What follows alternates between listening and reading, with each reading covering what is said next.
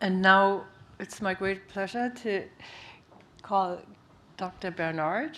I think Dr. Bernard is another person who doesn't really need an introduction to this community, so I'm going to skip that and just say we're very happy to have you here. And just because when we talked at Dr. Wolf, defining the disease was a little bit more than 20 years ago. Cloning the genes for the disorders, or at least 2 of them, 4 now, but yeah, okay, never mind, sorry. But 2 of them in 4 years ago, well, it was 10 years ago. So I'd like you to kind of consider, how we compress timelines to before, what was before. Anyway, welcome, I won't talk anymore.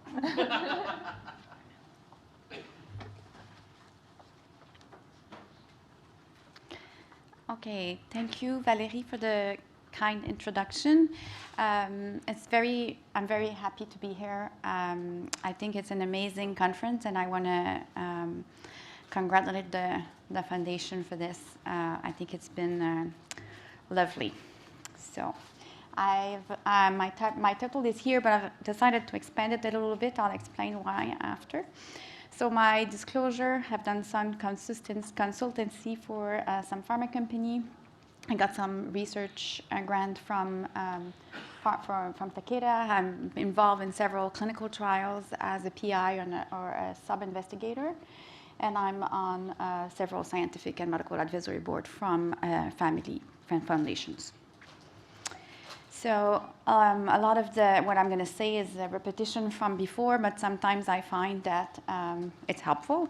I hope I won't put anybody to sleep. I'm the last one to talk. So neurons are like electric wires, and the actual wire is the axon. And what's around the axon, the wire, the axon is the myelin. It's like the plastic around the electric wire. Neurons in the, I don't know if no, that doesn't work. No, okay, sorry. So in the central nervous system, so in the brain and the spinal cord, the myelination is done by oligodendrocytes. So they wrap around the axons like others have explained this morning. So myelination starts unilateral and progress until adult life, but around 2 years, kids have almost a complete myelination. In order to myelinate the brain, the oligodendrocyte progenitor cells, which are at the bottom left, they have to migrate to where they have to do their job. They have to proliferate so that there are enough of them. And then they have to maturate, so they have to differentiate and become mature oligodendrocyte, and that's when they are able to myelinate. So I will present the in vivo studies, which has been largely funded by the Yaya Foundation. So I want to say it once here, and I'll say it at the end as well. But I'm very grateful for their trust and for helping us get that to this point. I'm also going to present in vitro studies. So in vitro studies are just looking at the cells, and in vivo studies are looking at animal models, such as mouse models. So for the in vitro studies, most of the work has been done by Julia McIntosh, which was a master's student in my lab. So I would really want to give her credits for all of this work. It's been published, so if you want to look at the publications, they're available online. So you see the same cartoon. So the question that we wanted to ask is whether it was a problem with the OPC, the oligodendrocyte progenitor cell that you can see as baby oligodendrocytes. The problem was that they were not able to migrate to where they have to go? Or is it because they have trouble proliferating? Is it because they have trouble becoming mature oligodendrocytes? Or is it because they have trouble myelinating? So what we did is we took mice brains and then we isolated oligodendrocyte progenitor cells. And then what we did after that is we knocked down POLR3A, POLR3B, or POLR1C, like 3 different experiments. And so what we do is we reduce the transcript so that there's less protein that is produced. And then we did different experiments. So we did a migration assay, we did a proliferation assay, we did a differentiation assay, and a myelination assay. So to try to understand how different steps of why potentially we had trouble with myelination. So this is the results. I'm not going to explain all the methodology that we use because it's a bit complex and it would be too long. And then you would sleep. So we did see abnormalities in proliferation, but we think that at least part of it is due to the methodology that we use. So we did not quite understand what we found, but there were certainly no abnormality with migration. There was a clear maturation block, so the OPC were not able to become nice and like multi-branches, mature oligodendrocyte, and there were also clear abnormality in myelination. So in vivo study, I really want to acknowledge Mackenzie Michel Robinson, who did most of the work in my lab. He's a MD PhD student.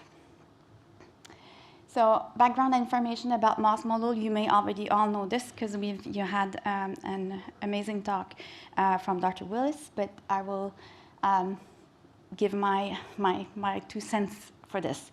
So ideally, you want a model with a mutation that exists in patients. You want a model that recapitulates all of the problems the patients have. And so we know from the excellent presentation from Dr. Wolf, you know all the clinical manifestations. So we know patients have hypomyelination for the classic form of the disease, and that leads to progressive neurological disabilities. So they have cerebellar features, so balance problem, they have stiffness in their legs, they can have abnormal movements, and they can have cognitive impairments. They also have teeth abnormalities and endocrine abnormalities, typically hypogonadotrophic hypogonadism. And very recently, I've put you the paper, it was published, a collaborative work looking at the facial features of patients with 4H, because when we were discussing as clinicians about this disease, we were all in agreement that they look alike a little bit, and that we could tell from the waiting room who were 4H patients and who were not. So we thought it was helpful to describe this for clinicians to know. So that's also something that the ideal mouse model would have all this. So as you know, POLR3B-related leukodystrophy is an autosomal recessive disease. And then so for that, you have to have 2 gene variation on the same gene. So there are now 5 genes published, POLR3A, POLR3B, POLR1C, POLR3K, and as of yesterday or the day before, POLR3D. And then you have to have the variation on each copy of the gene, as you can see on the right, to have the disease. If you have 2 copies of the same variant, then we call that homozygote. And then if you have 2 copies, two different variations on 2 different copies, then we call that compound heterozygote. If you have only 1 copy, then we call that heterozygote. I'm explaining that because it's going to get important later. There's different type of gene variation that we can use to create a mouse model. So a missense, so a typo. So basically you have DNA in your cells and your nucleus, you have the chromosome. If you unroll them, you have the actual DNA, which you see the letters. So a typo is, let's say, the C that's circled in red would become an A, and so could lead to an abnormal protein. You can have a knockout. A knockout means whatever the variant is, it leads to no protein at all. And you can have a deletion, so you can remove part of the gene, and there are other forms of mutations, but these are the ones that I thought I would bring up. There are different types of mouse model. There's a constitutional mouse model, and that means the entire mouse has the genetic variations.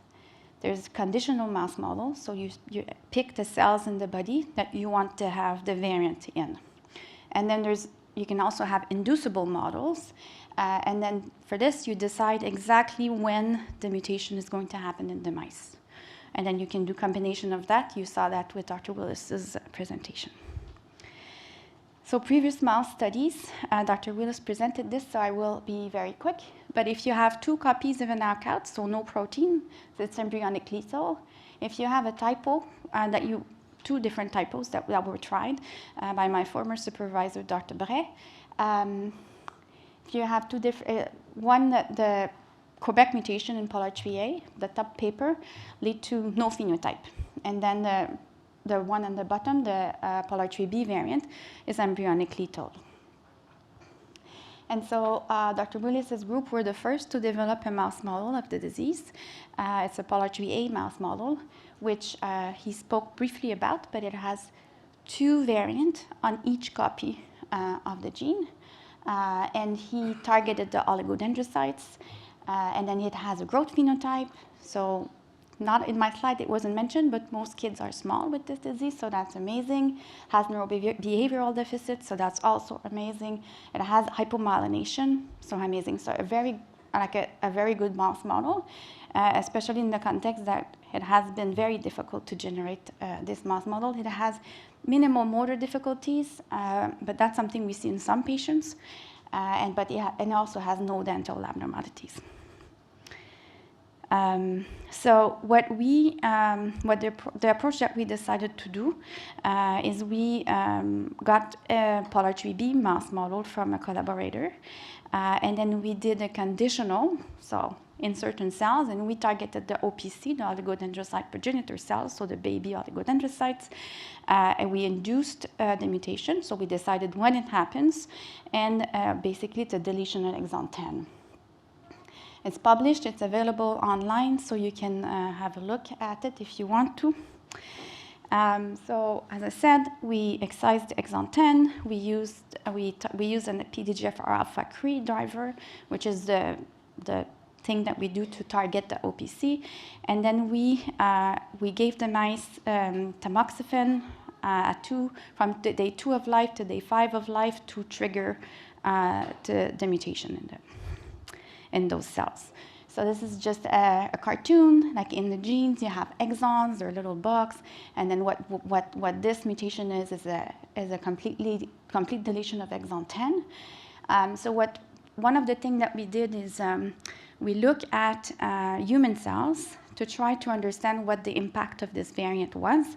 The figures are very complicated, but in general, what we were able to show was that the problem was a problem with assembly of the complex, but it was not a complete knockout, which we were very happy about, because if we know that if you have a complete knockout for the entire mouse, the mouses die. So we were worried that if it was a complete knockout, then it would mean that we were just killing all the OPC, and that was not what we wanted to do. We wanted to get them sick. So if you can see here, delta 10 means the homozygous, so the one that are sick. So if you look at P9, the P is the postnatal day, so 9 days of age, 18 days of age, and 18 days of age. If you look at the green is the myelin. So I think you can appreciate that there's less myelin in the delta 10 than in others, so less green. So we were very happy with that. We did other experiments to show that the mice had hypomyelination, but I thought the figures were a little bit less easy to understand. So they have hypomyelination. Then we did a lot of experiments after that, which I'm not going to show the actual figures because they're very complicated. But what we were able to see is that there is a problem with proliferation, there is a problem with maturation, and there is a disappearance of oligodendrocytes later on. And we're not really sure why they disappeared. We tried to see if they had specific mechanism. We tested for apoptosis, and it was not apoptosis. So we're not really sure why they're disappearing. But we were happy to see that it was similar to what we had found in the in vitro, so the cellular assays that we've done in the past. So because of the hypomyelination, the mice has neurological manifestations. So they have tremor, they have ataxia, they have seizures, they have neurodegeneration. Sorry, I always have trouble with this term, and it's been more than 10 years I say it almost every day. Perhaps one day I'll be able to say it properly. And then they also have early death. So if you see, see, I thought I had an arrow or something. So the red line is the survival curve of the mouse that have the delta 10, and so delta 10. So if you see, they die at about a month of age, compared to the blue and the green, which are either control mice, so normal, completely normal mice, and the one that have only one copy of the mutation. So the mice were also smaller, which we were happy about, because that's one of the manifestations we see in patients. So the heterozygotes were also a little smaller, but really the patients with the homozygous mutation, so the far red one, were very much smaller. And when we do statistics, it shows that it's true.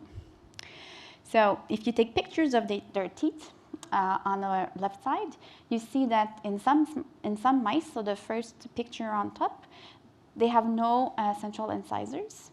And for some of the mice, so the delta 10 on the far right of the second picture, they do have some, but they're smaller. If you do a specific CT scan of their skull, not their brain, but their skull, and you put that in a 3D reconstruction, you can appreciate that in the delta 10, the teeth on the letter M are smaller than the other two, the heterozygotes and the control. And there were other changes in the size of the mandible, which is like the chin bone. So in summary, we have a mouse that has hypomyelination with tremor, ataxia, seizures, neurodegeneration, and early death, small size hypodontia, and craniofacial abnormalities. So we were very happy about that. We've shown that the variants that the deletion that we induced in the mice leads to an assembly defect, which is a mechanism that we've seen in patients. We've not seen a deletion of exon 10 in patients, but we've seen assembly defect especially in POLR3B in all genes, but specifically in POLR3B as well.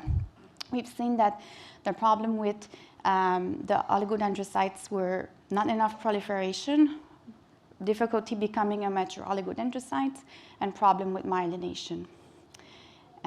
So that's the summary. So what are the next steps? There's the generation of more disease models. So in vitro induced pluripotent stem cell models from patients to generate oligodendrocyte progenitor cells, to look at their myelination and proliferation and other things, oligodendrocyte and myelination assays, organoids to study them more of a multicellular, like not just oligos and axons and neurons, but other cell types that are in the brain, because it's more, we think it's more complex than just oligos, but that would allow us to look into this. And in vivo models, so we have a POLR1C mouse model that we are studying right now in collaboration with Dr. Trainer and Dr. Watt from Kansas City. And we have, I'm very glad that we've started meeting, I think 2 years ago, very regularly with Dr. Willis, so that we divide and conquer.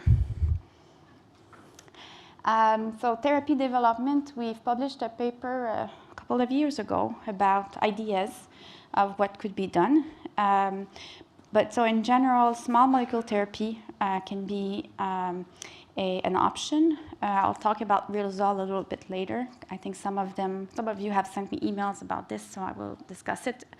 MAF1 inhibition. So MAF1 inhibition, MAF1 is an inhibitor of POL3. So if you reduce MAF1, perhaps you would increase POL3 function and patients would be better. We would start with mouse model, of course. but there's many questions that remains. I didn't mention, so cell transplantation, gene therapy, gene editing, so many options that we have that we need to explore, but there's many things that remains on a functional level, so that we need to address in the lab, but there are many things to address in the clinic as well. Who do we treat with what? When do we start treating? We need to start with trials, and we really need a very strong natural history study to really understand which group we need to treat and when. What outcomes are we going to look at? So outcomes are what do we want what are we going to look first and say that this is the thing we look at, and this means that the medication works. So we don't know that, and we don't know secondary outcomes, and we also don't have biomarkers for this disease. So lots of work remains. So Riluzole is an FDA-approved small molecule for symptom alleviation for ALS. And in an in vitro system, not the OPC, human embryonic kidney cells. Okay, so it's far from the brain, but it's a model that we've used to study POLR3 complex in collaboration with Benoit Coulombe. We found that in one mutation, the POLR3B or 1003H, there was an improvement in the assembly of the complex, a partial improvement. It really needs to be further investigated. Kidney cells and brain cells, there's a really wide gap to do this. So we're happy that just 2 weeks ago, I think, we got a small grant to look into this. So we will treat the POLR3B mouse with it. I think it's a good mouse model to try because it has a severe assembly defect. It's not I don't have a lot of hope for this, I have to say, but I think it's way too early to start putting patients on it, that's for sure. Gene therapy approach. So we've been very lucky to have a collaboration with UMass and mentoring, I have to say as well. So we use an adeno-associated vector, and we use gene addition, and we use an in vivo approach, meaning that we're injecting the virus in the mouse brain or in the mouse blood via an intravenous access. We're not taking some cells of the mouse, getting them out, putting the gene in and putting them back, like a bone marrow transplant-like type approach, because we don't think that's the mechanism that would work from what we know about this disease. And we've started with the POLR3B mouse model, and then we'll have, if it works well, we will expand to other mouse models. But we are in the very beginning of this work. So take-home points, because I think that's what matters to you. You've heard so many interesting talks and so many interesting work that's been done. So research is progressing. We all know it's never fast enough. The research community is working together, and as a community, we now have both in vivo and in vitro models, which we didn't have initially. It was long, but we do have them now. There is an unpredictable road ahead to be ready for clinical trials. We talked about this, the natural history studies, the biomarker, disease mechanism, and therapy development. So my acknowledgement, my colleagues at McGill, Bernard Bray, for mentoring me when I was a postdoc, but also since I started my career. Tim Kennedy and David Rudko, who were involved in the oligodendrocyte work and MRI, respectively. Benoit Coulombe, which I showed you a picture of, who's working on the proteins with us. And then there's a lot of names, but I'm not going to name them all, but I'm going to name the blue ones because they're more, I want to give them a special thanks. So Adam van der Veer, Nicole Wolf, we've had more than a decade of very close collaboration, and we would never have done so much. I know it's not enough, but we would have never done so much in 10 years without this. Paul Trainer, who works with us for the dental abnormalities of the mouse, the craniofacial, and who was at the courtesy to send us the POLR1C mouse. Grant Pungao and John C. For their collaboration on the gene therapy project and their mentorship, because this is my first time doing this.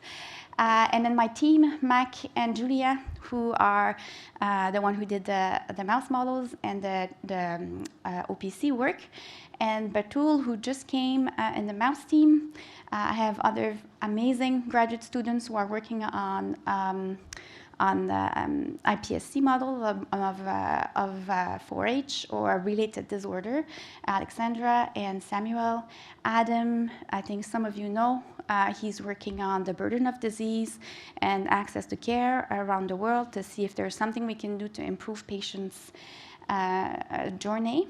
And Jayu, who just starting on Monday, she's a bachelor student who is very interested in working on 4-H. She's looked at some of my talk online, so I'm very grateful, and I hope that we will be able to keep her interested in the field.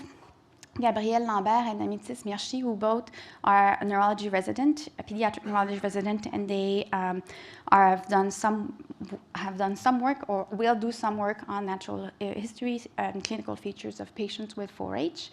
I have 2 research associates, Charou and Chaloun, who are involved in all the functional work that we do, and 2 clinical research assistants, Laura and Luan, who interacts with patients.